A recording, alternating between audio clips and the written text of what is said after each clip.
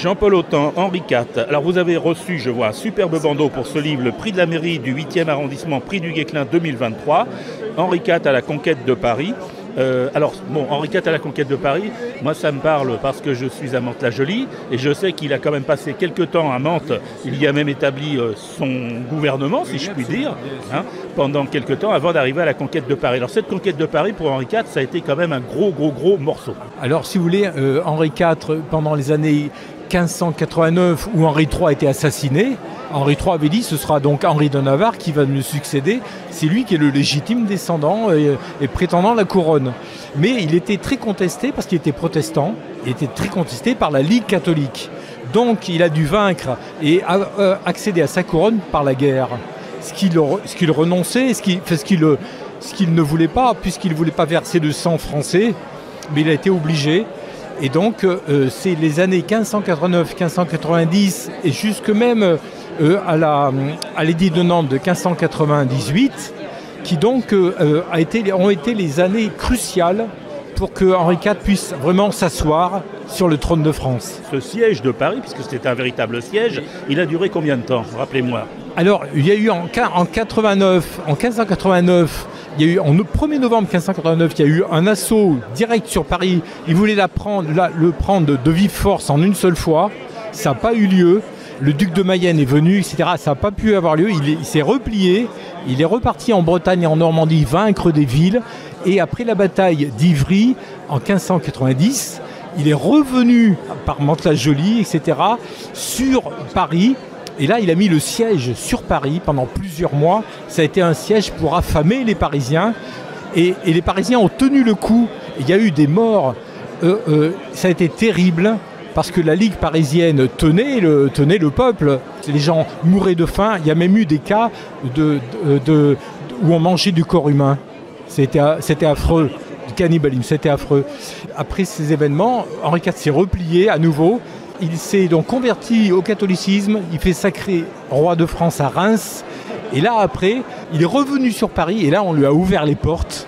Il est rentré, l'entrée triomphale, par la même porte que Henri III avait fui la capitale quelques années auparavant. Il a été accepté par le peuple. Une fois que Paris a accepté le roi, le reste du pays a suivi, si vous voulez. Mais ça n'a pas été facile, même après. Et pour imposer même l'édit de Nantes, l'édit de paix et de tolérance entre les catholiques et les protestants, ça a été même, il a fallu qu'il ait une volonté de faire pour l'imposer au Parlement, parce que chaque Parlement en province devait signer et souscrire. Et ça a été vraiment pour lui presque une guerre politique acharnée pour arracher au Parlement l'acceptation de cet édit de tolérance qui est le premier grand édit en France où on acceptait une diversité de religions. C'était une date fondamentale dans l'histoire de France. Voilà, l'un des rois les plus populaires, on peut dire, de France. Absolument, puisque Henri IV était quelqu'un de bon vivant, qui avait été même éduqué parmi le peuple dans le Béarn. Il était éduqué parmi les paysans du coin, il jouait avec les paysans du coin. Il n'avait pas été éduqué en grand seigneur dans son enfance. Et ça lui est toujours resté. Et il était populaire même chez les aubergistes ou chez des gens du peuple. Pour lui, ça ne lui faisait aucun problème. Mais même parmi les grands princes, il savait se faire respecter aussi. Enfin, c'était un homme qui avait des défauts, bien sûr, comme tout le monde, mais qui avait une profondeur d'âme qui était très humain. Alors, qui aimait la bonne chair, qui aimait les femmes, etc., on le sait. Mais il savait jauger les hommes. Et il savait mettre ministre, lui ici, lui là, etc. Et il savait... il a su s'entourer de compétences qui lui convenaient. Lui-même n'était pas très cultivé, mais il avait autour de lui des gens très cultivés, qui savaient l'épauler. Et moi-même, j'ai fait un livre... avant ce livre-là, j'ai fait une thèse que j'ai publiée chez Honoré Champion, donc pour le grand public. C'était Michel Hureau de l'Hôpital, qui succédait à un autre livre que j'ai écrit, Michel de l'Hôpital. Michel de l'Hôpital, qui était grand chancelier de France à l'époque de Catherine de Médicis, et qui voulait faire la paix entre les catholiques et les protestants.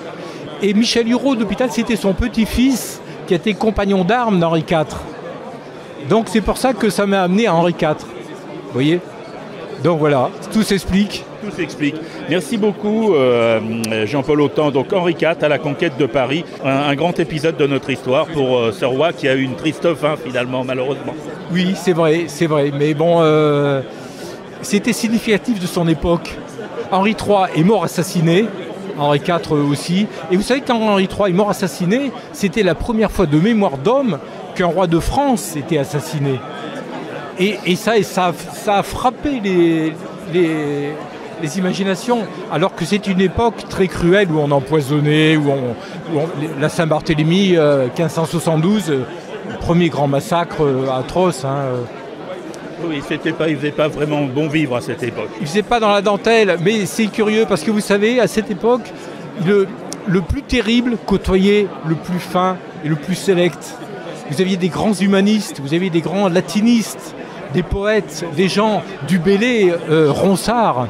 Vous aviez la fine fleur de la France, et puis en même temps des choses atroces. C'était une époque très contrastée.